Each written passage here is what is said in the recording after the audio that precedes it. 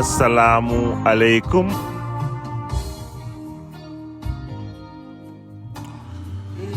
Mbokk yeeg xarit yi Juma Mubarak. Li ñu wax le temps passe vite. Daanaka tey dikk nekk sunu dernier éphémère de la semaine donc naan ni Juma Mubarak di leen baalu àq. Fas yéene présenté leen seen éphémère du bés yi bii tey di 20 juin 2025. Sunu éphéméride ñoo ngi koy ubbee tey ci sunu journée mondiale des réfugiés di ko célébrer donc ci bés bi 20 juin bu ne.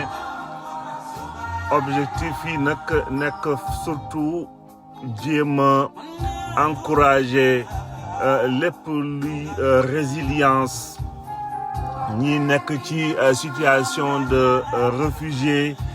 jàppale ñi nga xam ni c'est des personnes déplacées muy ay réfugiés di demandeurs d'asile ba ci ay apatrides sensibiliser aussi opinion publique ci cause yi nga xam ni mooy créer ay exil maanaam surtout autour de yi nga xam ni pour cause yi ay guerre la mbaa ay persécution mbaa ay violence mbaa ay crise climatique d'ailleurs ça nous interpelle bu baax a baax est-ce que tey koo xam ni ki nekk na dans des zones désertiques bu demander asile fépp ci àddina bi ñi nga xam ne ñoo ngi accueillir ay réfugiés est-ce que dañ ko nangul te pourtant sujet climatique nekk na sujet majeur te des questions qui se posent est-ce que tey ku bëggoon dem États-Unis demander fa titre réfugié parce que yaa ngi dëkk ci dëkk boo xam ne bi ndool dafa yegsi pour des questions climatiques je ne pense pas que ce soit dit que di nga am sa titre de réfugié en tout cas journée 20 juin bi mi ngi prévoir aussi crise climatique yi permettre aussi ñu sensibiliser solidarité encourager surtout une solidarité internationale parce qu'on se dit heureusement que bés bi am na pour que au niveau international nit ñi mën a jàpp cause bu sérieuse de ba képp koo xam ne war nga ci mën am xalaat doole ak i pexe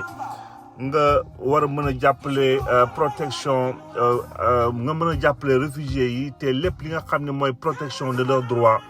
nga war ca mën a contribuer journée bi ñoo ngi ko commencé célébrer depuis 2000 donc on y créé woon ko di ko célébrer la première fois d'ailleurs en 2001 nekkoon 50e anniversaire bu convention de 1951 relative comme on y wax statut des réfugiés ci Nations Unies en termes de chiffres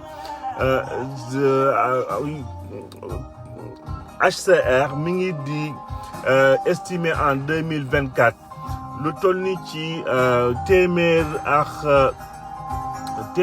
ak ñaar fukk millions ki nit ñi nga xam ne déplacé nañ leen ci àddina bi 40 millions yi nekk ay réfugiés yi nga xam ne transfrontaliers lañu wante 70% yi li ci ëpp ci réfugiés yooyu ñoo ngi jóge ci juróomi dëkk benn bi di Syrie Afghanistan ba Ukraine Venezuela ak Soudan du Sud bëri ci dëkk yi soit ñi ngi ci guerre soit ñi ngi ci dictature du coup tey bés bi li nga xam ne moo ci concerné Sénégal ñun nattoon fi nag nu toll nii ñaar fukk ki juróomi junni réfugiés principalement ñiy jógee Mali ñiy jógee Centrafrique ñiy jógee aussi RDC donc Mauritanie ñëpp xam nañu seen discrimination raciale Afrique centrale aussi guerre yu métti ya fay am souvent aussi mu nekk dans le cadre des guerres d'ethnie et tout ça donc Sénégal aussi mu am longue tradition accueil des réfugiés depuis ci convention bi nga xam ne bis ak convention 1951 bi ba ci convention OUA en 1969 thème bi nekkoon daaw espoir de loin de chez soi un monde où les réfugiés sont inclus ñu ñëwaat ci sunu éphéméride tey nar ko articulé si uniquement ñaari xew-xewu démb xew-xew bi si jiitu di 20 juin 1960 di proclamation indépendance fédération du Mali bi nga xam ne Sénégal ak Soudan français actuel Mali ñoo ko formé woon mu juddu woon nag déjà depuis 1959 dañ ci jaaraat ñëwaat léegi fédération bi éclaté le 19 août 1960 ci li nga xam ni maliens yi ak sénégalais yi déggoowuñ ci woon. En 2017 ñu retenir fii benn adoption code de la presse bu Sénégal ñëw indi statut journaliste statut technicien yi liggéey ci tàggat li liggéey ci bërëbu presse yi seen droit ak devoir yu journaliste yi war a mën a am wante aussi règle yi nga xam ni moo encadré lépp li nga xam ni mooy aspect économique ak entreprise u taskatu xibaar. Donc sans plus tarder ñu commencé ci sunu premier élément bi 20 juin 1960 mbir yi commencé woon na déjà si teel depuis loi cadre bi nga xam ni une certaine autonomie commencé woon nañ ko jox colonie yi. Par la suite mbir yi commencé nag di gën a leer ci référendum 28 septembre 1958 bi nga xam ni lu dul Guinée moo ci beddeeku woon donc par la suite gis nañu dëkk yi nga xam ni entre Sénégal ak Soudan français ba ci Burkina nekkoon Haute-Volta ak Dahomey bu Bénin ñoom gisoon nañu que war nañu mën a booloo dans le cadre d'une fédération déjà ci fédération Mali bi nga xam ni bi ñoo ko defoon en décembre 58 ñeenti dëkk yooyu donc ñoo créé woon seen fédéralisme boobu wante comme arrangé wul woon trop aussi tubaab yi fexe woon nañu ba jaxase carte yi ba ci 19 janvier 1959 ci la ñaari Haute-Volta ak Dahomey mujj woon beddee ko génn ci fédération bi. Par la suite gis nañu noonu nañu signé aussi accord indépendance diggante Sénégal ak fédération bi nga xam ni fédération du Mali bi nga xam ne Sénégal ak Mali ñoo ci desoon le 4 avril 1960 moo nekkoon datu transfert des compétences. Léopold Sédar Senghor dirigé assemblée fédérale bi pendant que Modibo Keïta ak Mamadou Dia nekk fa président ak vice-président.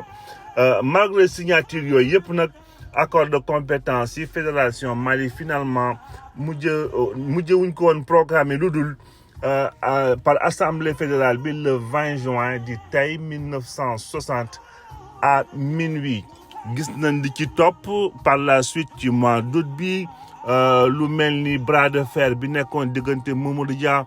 pour ne pas dire Senghor ak Modibo Keïta daanaka ci ki nga xam ni moo waroon na diriger sunu armée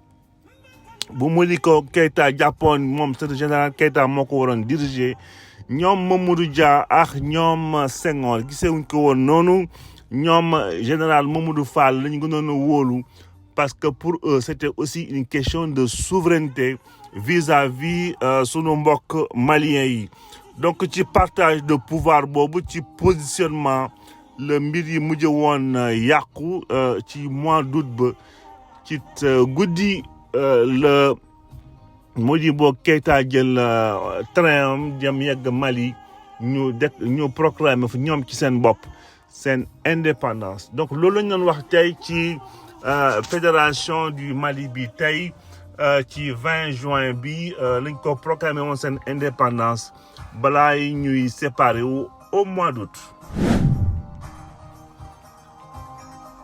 ñu dikk encore ci sunu réew concernant surtout ci code de la presse bi en 2017 code de la presse bi ñëwoon remplacer li fi nekkoon cadre juridique bi fi nekkoon déjà en 96 tuddee ko code de la presse donc benn cadre juridique la woon nekkoon loo xam ne daanaka par rapport ak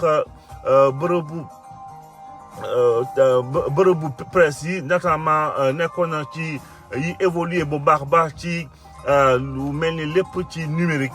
il a fallu qu'en 2017 ñu mën a war a defaraat seen taxawaay taskati xibaar yi nekk ci yeneen conditions yi nga xam ni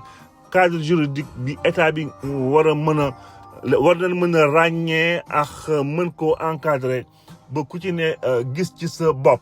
Donc seen code de la presse 2017 bi moo doon permettre dem ràññee donc reconnaître journalistes yi comme profession bu ñu réglementé notamment ak carte nationale de la presse bi nga xam ni bi commission indépendante moo ko géré. Créer benn cadre légal aussi mooy li ci bees ci presse en ligne nga xam ne ba léegi nekkuloon loo xam ne dañ ko war réglementé woon wante aussi ñu xool lépp luy condition ak création organe de presse ba ci capital minimum bi ba ci statut juridique bi ba ci qualification professionnelle yi nga xam ni journaliste bi taskat di xibaar bi war na ko mën a am balaa muy accès ci carte de la presse wante aussi balaa muy mën a aussi di exploiter ñu encadrer aussi lépp luy publicité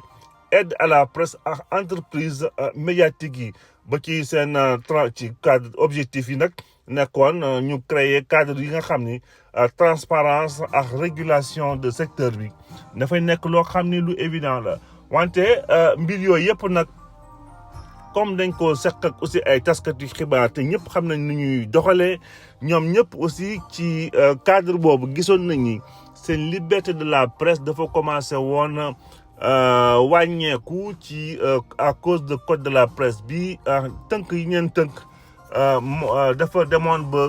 créer ay restrictions ak ay contraintes yi nga xam ni de loolu niñ ko gisee woon ci seen façon de fonctionner. Donc en résumé coow yooyu yëpp donc manque de consultation réelle ak ay ñu ñàkk seen ay liberté ak yi surtout li ñu wax liñ ci dugal ay peine yi nga xam ni liñ ci dugal surtout ay peine yi nga xam ni dafay ñëw yokku ci seen ñëw introduire ci seen fonction seen corporation bi des délits de presse notamment. Donc ci tënk daal ci 2017 bi lañ ko adopté woon objectif bi nekkoon moderniser encadrer professionnaliser médias yi ci seen bopp wante coow li mooy toujours amoon nañ tiitaange pour que ñu ñàkk seen liberté de la presse d'une certaine manière. Donc loolu nekkoon code de la presse de 2017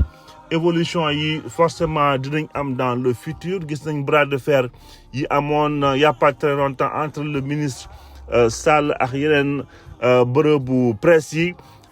réglementation boobu lañ ci xaar wante aussi de la même manière réglementation sur les partis politiques loolu lépp liggéey la boo xam ne bi sûrement kenn warul brutaliser dara wante aussi forcément war na am ay mesures yi nga xam ne dinañ ko war a mën a jël. Donc di jeexalee fii tey sunu éphéméride ci sunu ñaari éléments yi fédération du Mali en 1960 ak code de la presse en 2017 di leen ñaanal bésum jàmm ba altine ñëwaat fii ak mbégte bu rëy yegle waxtaan bi excellent week-end à tout le monde.